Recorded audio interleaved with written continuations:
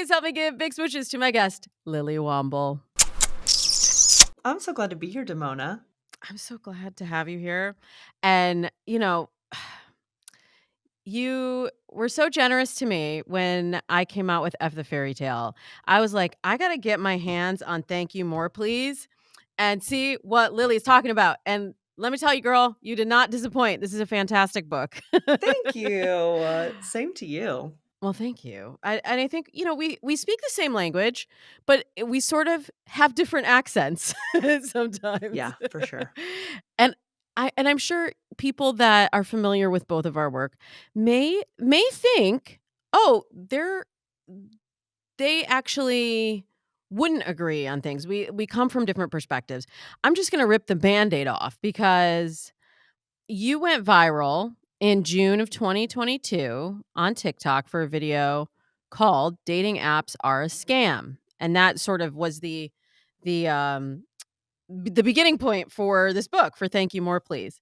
So, obviously, folks know I'm a big fan of dating apps. I have worked behind the scenes at dating apps. I met my husband online. It's how most of my clients have met their partners, but I'm also very open to criticism about dating apps.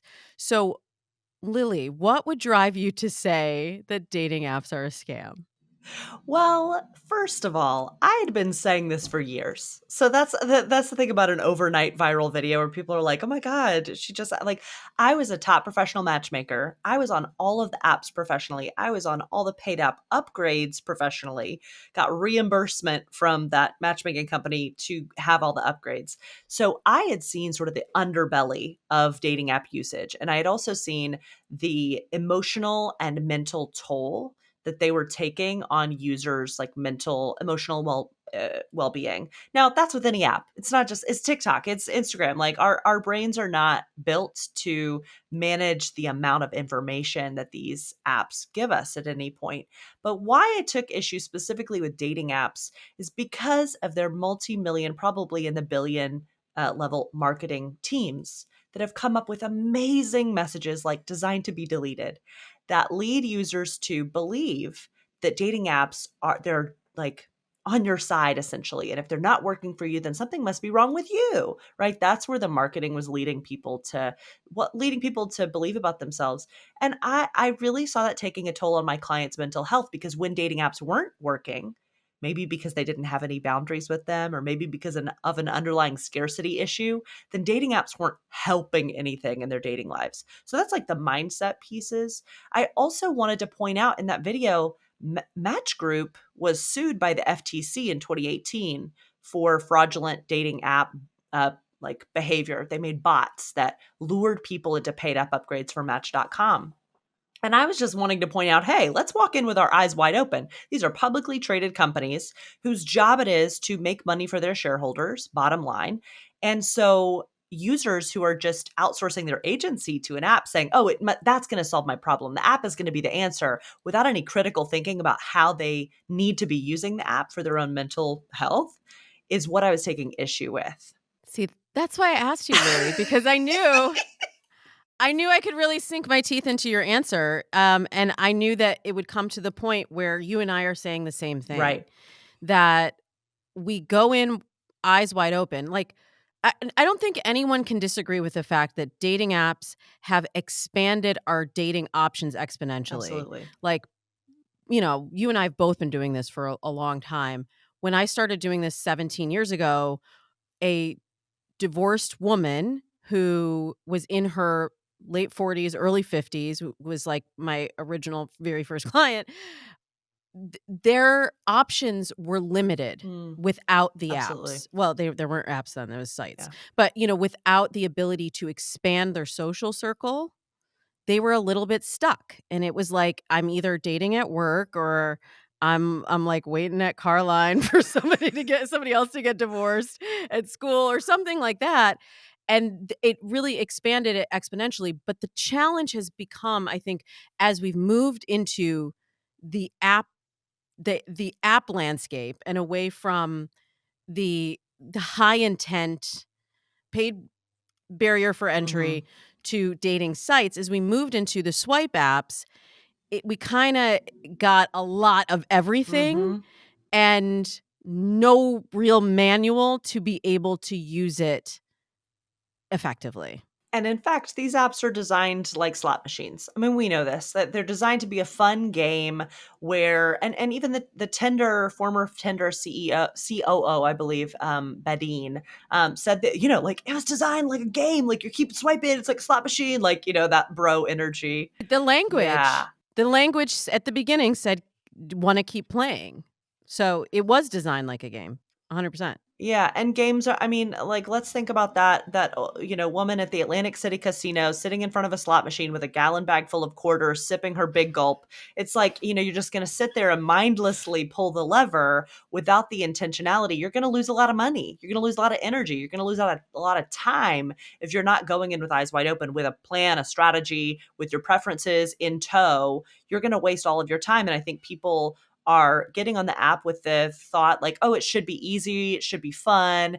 I have all this access without the critical thinking piece because the apps were not like designed to be used with critical thought in mind necessarily. Do you know what I'm saying? Well, I think they You I disagree? don't think they were designed. No, I don't disagree. I don't think they're designed thinking necessarily of the user experience in that Right. way. It's more about the matching algorithm and how do we get the most users and get the matching optimized so that they're having the most connections, but I don't think there's any thought of what is the byproduct of that, Mhm. and like you were saying, the anxiety that it creates, and I hadn't even really thought about the marketing. That's a really good point, Lily, of the marketing making you feel like, well, if it's not working for you, then that must be a you problem, and my issue that I've been talking about a lot on the show, especially in the last year or so since I've been seeing a lot of dating burnout and frustration levied against the apps is that we never should have given up all of our power to the apps anyway. Yes. It never should have been the only thing that we were doing, but now we've put all of our eggs in that basket Mhm. and we realize that the basket may have a hole in it. And we're like, Yes. "Oh my god, I gotta catch all these eggs. I gotta catch all these eggs." And then we have the deterioration of social skills over the last 4 or 5 years because of the pandemic and in large part that then leads people to feel like, "I could never date in person," or "I could never go up to somebody and say hi." Like, dating apps have become in people's minds, like, the only way to meet someone, and that is causing a lot of that dating app frustration, burnout, exhaustion, hopelessness. And I'm over here like, it gets to be a both and. You get to have a solid main character energy drenched in-person dating life with a plan, with some skills in your back pocket to make new connections. And then you can go on a dating app and use what I call CEO dating app energy. And really like walk in there, set boundaries, ask people out, like get the ball rolling. Stop, keep your dating life like a fresh stream of water until you meet the right kind of people for you. Yeah, let's unpack that a little bit, because there's a lot, and you do a great job of unpacking that in "Thank You, More Please," but you threw out this idea of main character energy. How does one date with main character energy, and how is that different from the way that some of my listeners may be dating right now? Absolutely. I love this question. So, this is all in chapter 7 of my book, Dating in Person with Main Character Energy, is chapter 7. And it is main character energy is not something that like Demona just has, y'all, and you don't. You know what I'm saying? Like, Demona, you're this glorious, shining star. And I know people look at you, I have for years and said, oh my God, what a main character. They may not use those words, but or people might look at me doing my thing and say like, oh, Lily has main character energy. Lily's confident, but I just can't be. Y'all, it's a practice. It's a set of skills. It's not a stagnant state of being. And it's 3 skills that I've identified. Number 1 is permission. So what's happening for a lot of people in their dating lives is that they are not giving themselves enough permission to just show up as a human being. They're stuck in perfectionism and they're afraid to get started. They're afraid of being awkward. They're afraid of saying the wrong thing. And permission is a really powerful tool to like reclaim your agency. That like you are the one who gets to decide whether or not you're gonna put yourself out there, whether or not you're gonna ask a bold question, writing yourself even a permission slip. I have permission to be awkward in the pursuit of what I want, or I have the permission to ask for what I want, full stop, can be a life changing force. The step number two is self trust. Self trust is essentially knowing what you want and saying, yes, it's okay. Like you get to want what you want instead of gaslighting yourself into believing like you're too much, you're the problem, like, shut up, like just, that voice, that self-criticism, I think is the opposite of really truly just trusting yourself. So self-trust sounds like I'm willing to feel anything to be with you. Self trust sounds like when you trust yourself, you're doing the right thing. And it's also a skill that needs to be built over a set of choices that, like, for example, when I chose to be in a very toxic romantic relationship with somebody who met none of my needs, my self trust eroded.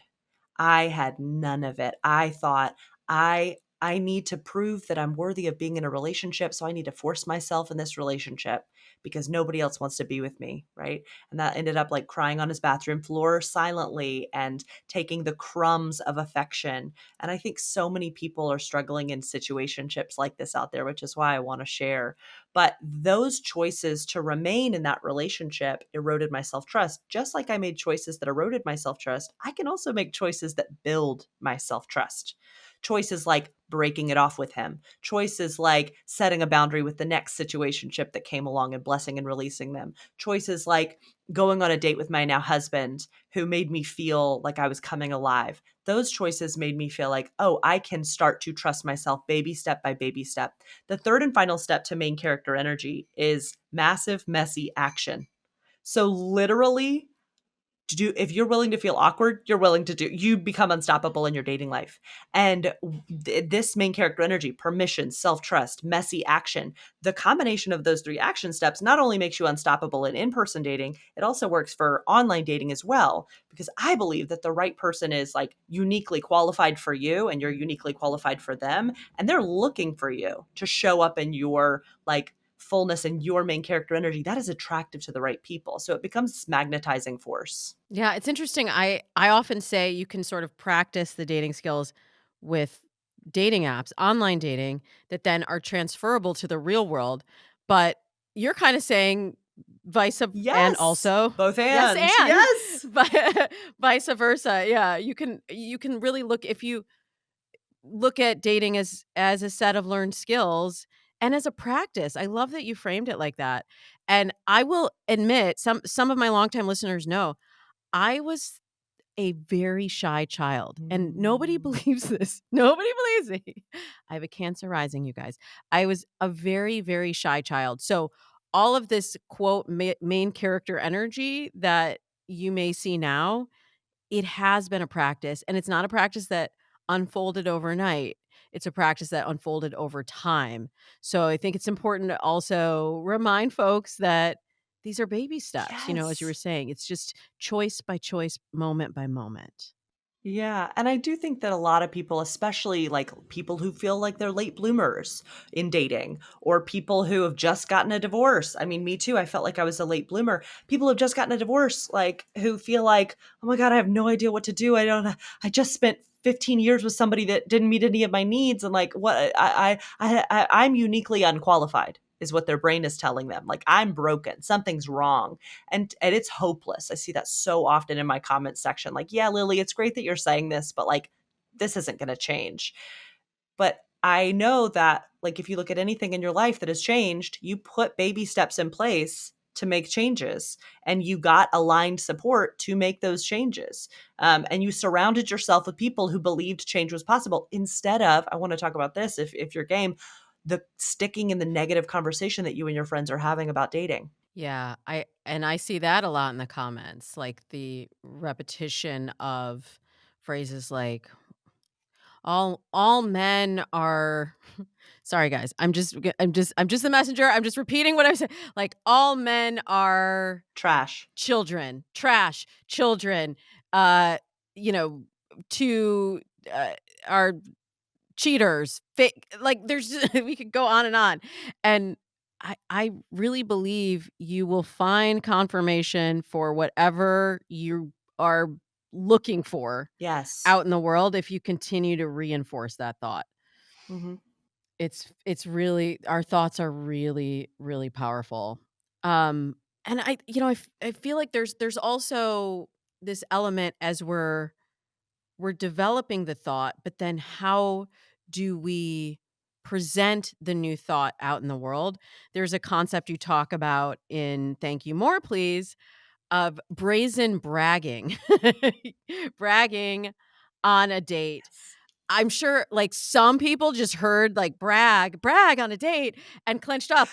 And they were like, "Wait, but I'm supposed to be in my divine feminine." What does that mean? What does it mean, I Lily? don't like it. I don't like it. So, I think that the divine feminine, that phrase is just so like, it has so many I'm not even gonna touch it right now. I'm not even gonna touch it. Oh, but I want you to so bad, but I get okay. We won't touch it. No, we can touch it. I think that it's a weapon a lot of times it is used against women who want to ask for what they want, but who are nervous that it's gonna scare away the right person. I think that to me, it can be a weapon used Yeah. against women. I grew up in the deep South where I saw that a woman's worth was so intricately tied to her um, relationship status with a cisgender man. Mhm. I saw that single women were treated as less than. I saw that women who were leaders were treated as lepers in a lot of circles. I saw that, women, I went to weddings at age 12 where a woman would literally vow to be subservient to her husband and her vows. And as a young kid, I got very angry at that messaging. I also looked around and I saw, is that what it takes to be partnered? Is that what it takes to be valuable, to submit? To a man in order to belong.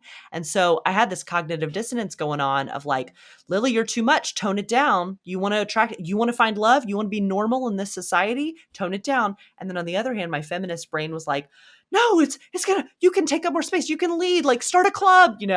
And so this really came to a head when I was in college and I was in a sorority, which is I quit 2 years in, but it was like Talk about the not divine feminine. I really wanted friends, and Yeah, we all do. we all need, That's important. connection Yeah. is important. So I saw that there was this like ceremony, and I write about this in the book. I give all of the juicy details of this story, but a lot of young women were getting engaged, like 5 women who were 20 years old in my sophomore year of college.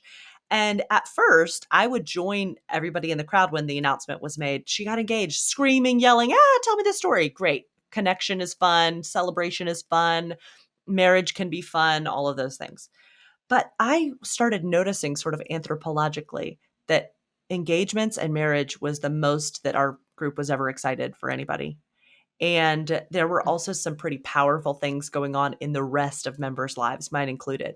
And so I started saying, like, why don't we start to celebrate people outside of engagements? Like, what if we created a ceremony in addition to this engagement ceremony to celebrate, like professional achievements and life accomplishments? And I was like, I know women in the South have trouble bragging about themselves. So I'll go first. I know 5 women who could go after me. Cardinal sin, saying that I would go first, by the way, in the South. Because then the president of the sorority called me and was like, Lily, people think that you're self aggrandizing. This is never going to happen because marriage is so much more important than professional accomplishments. And you need to stop talking about it because you really are hurting everybody's feelings. And this happened in 1952, right? Right? No, No? 2000 and No. something, like literally Oh my not gosh. too long ago. What? Yeah. What? Yeah. I'm It was very upsetting. It is very upsetting as someone, who also identifies as a feminist, as you do. Feminist meaning, equality, and Yeah. I I think it's impossible not to link that to dating Yes. because as you said, like, partnership in certain circles is sort of currency, Yep. and we gotta, like, exchange our bills here. What Absolutely. so, how for I'm sure this is resonating for some people who are like, "Oh, I recognize this messaging, Lily." Yeah. Like, this is what I was taught. This is and I didn't grow up in the South. I grew up in the Midwest, but Still, not all that different. no. Not all that different.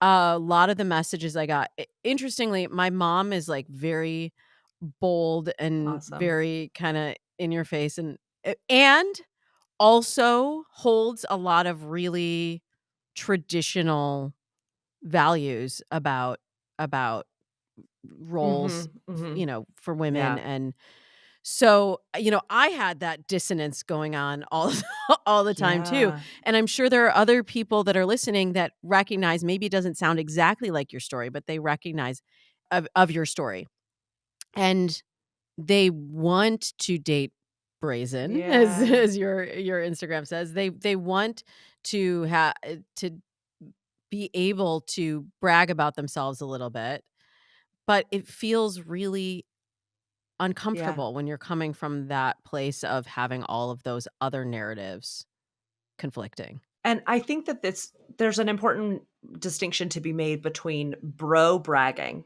which is like, here's how much is in my stock portfolio. Do you want to see? Like, or here's like this sort of like, I'm more important than you. I have more money than you. I have more than you bragging that sucks the air out of the room. That's conventional bro bragging. Brazen bragging is breath. It is connective. It is your friend sharing what they're celebrating and you celebrating something about yourself in return. It is on a date, asking somebody, what are you proudest of this year? And them asking you in return and you sharing authentically, honestly, I'm proud that I got a puppy and I'm thriving at raising this dog. I'm bragging that I got a raise and a promotion at work. I'm bragging. Do you remember in The Holiday? Do you see this iconic film, The Holiday? Of course. No, you haven't?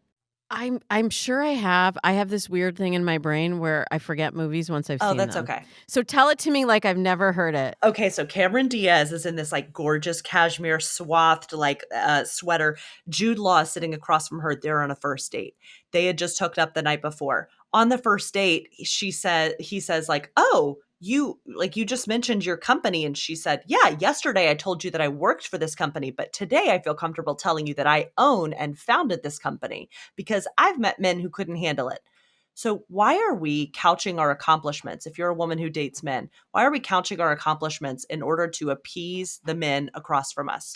That is like shrinking.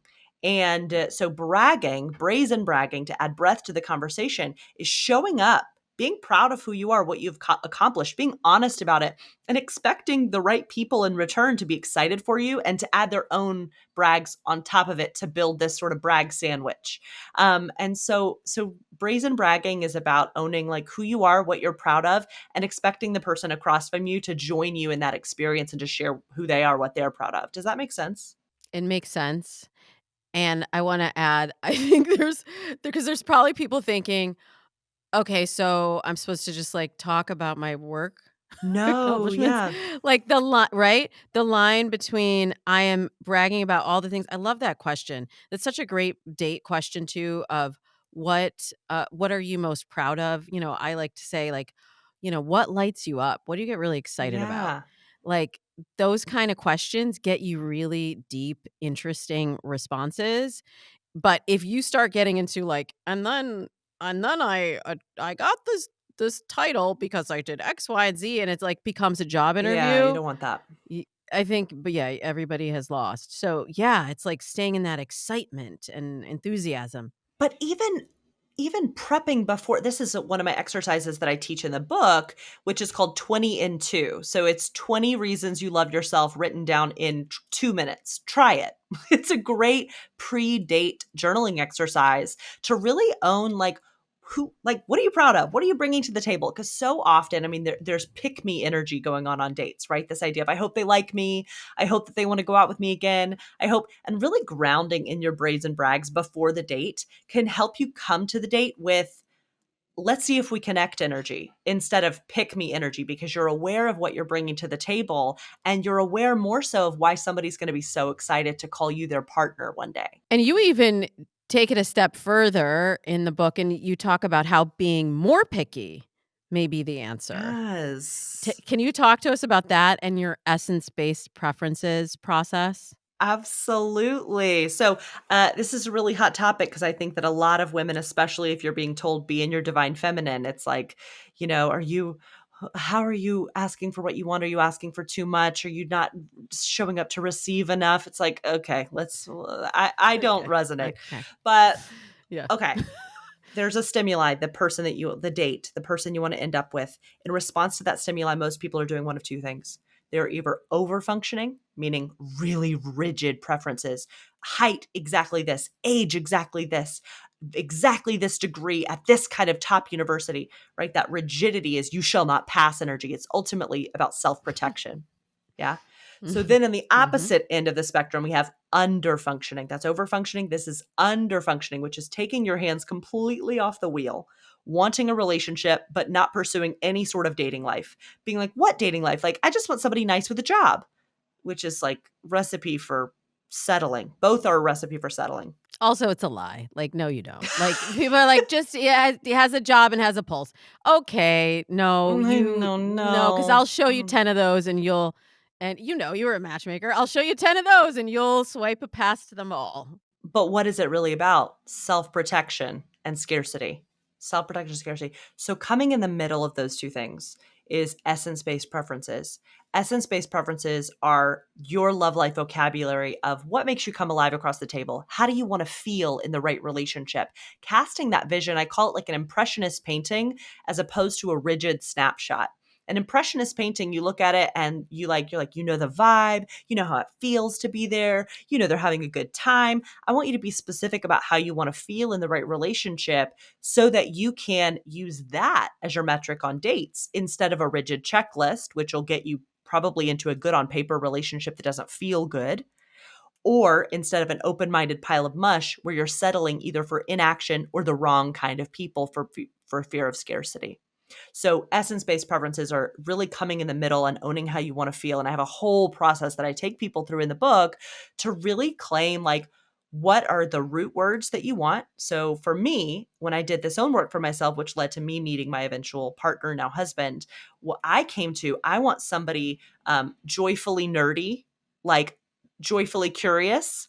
That my definition of that was like sing or dance at the drop of a hat, really game to play, always looking for pleasure and fun to do something to do together. Conversation feels fun. We always feel like we're adding to the connection with our joy together.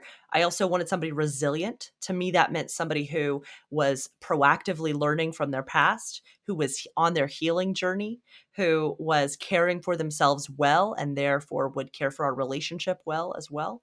I also wanted somebody who was really intellectually curious. And to me, that meant like always learning. We're always like growing together. We're having like debates on hot topics, but we always feel like we're on the same team at the end of the day.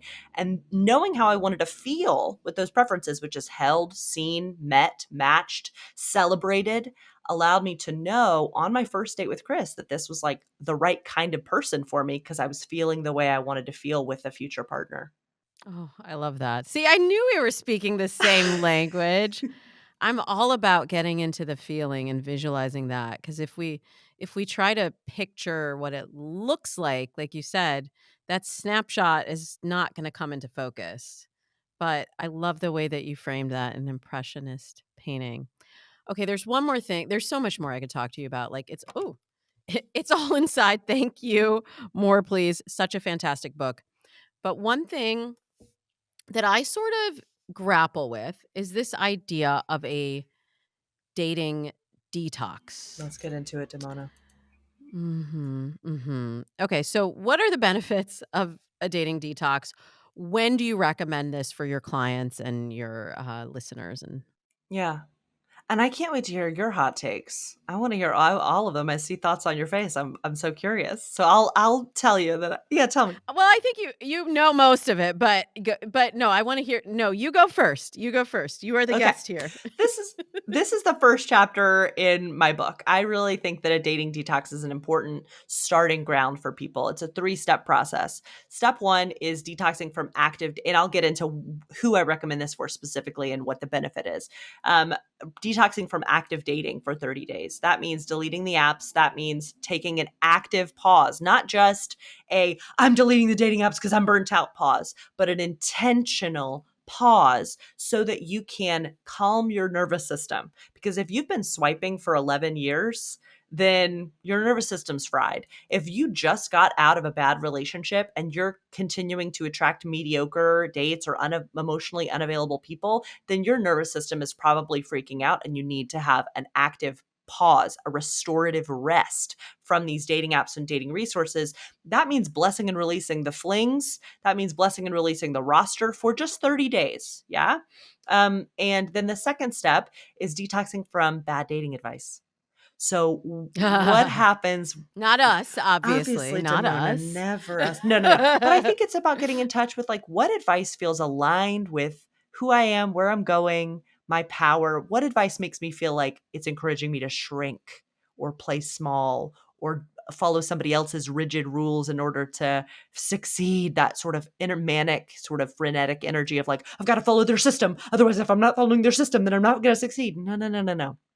You need to detox from dating advice that makes you feel shrinky and detox from the constant scroll of men are trash, people are trash, dating is over, it's not going to happen. Detox from that to take a rest, to get it back in touch with your inner voice and centering your desire instead of centering the fear that what you want doesn't exist. So taking a follow cleanse and then also setting boundaries with your mom, your coworker, your sister who's been giving you dating advice that doesn't feel good. The third and final step is to detox from dating worry.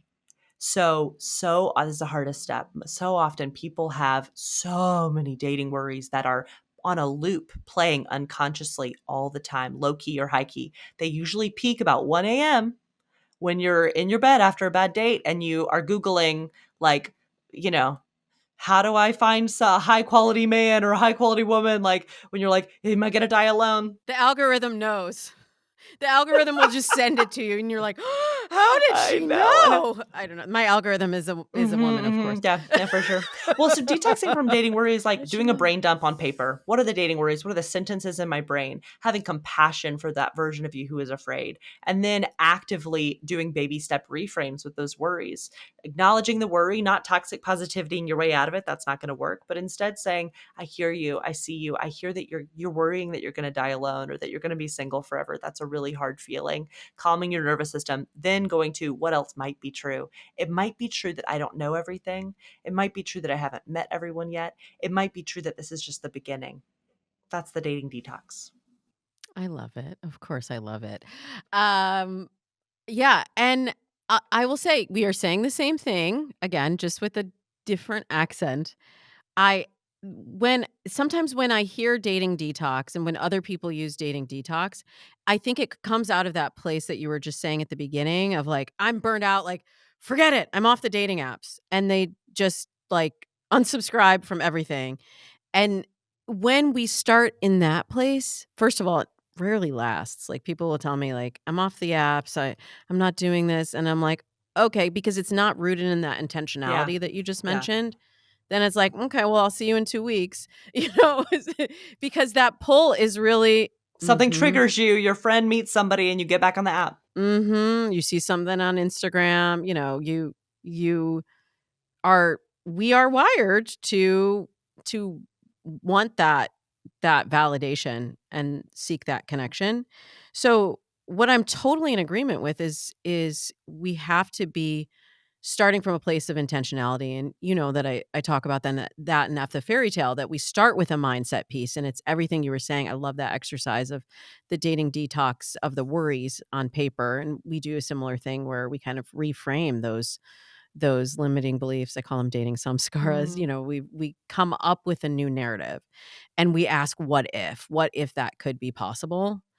And really, we're saying the same thing. It's just do it just enter dating from a place of clarity and intention, and it is so Mhm. amazing how different it the outcomes are, right? Yeah, For our clients absolutely. when when they're starting from a different place instead of leaning into the momentum of dating. Well, I guess everybody's on the app. That's why I love when I hear from a client like, "Well, no one's dating like that, Demona. Nobody's doing like a phone call or FaceTime or screening stuff before the date. Nobody is limiting their texts to 1 week. Nobody's doing," and I'm like, "I know. That's the whole Yeah. point."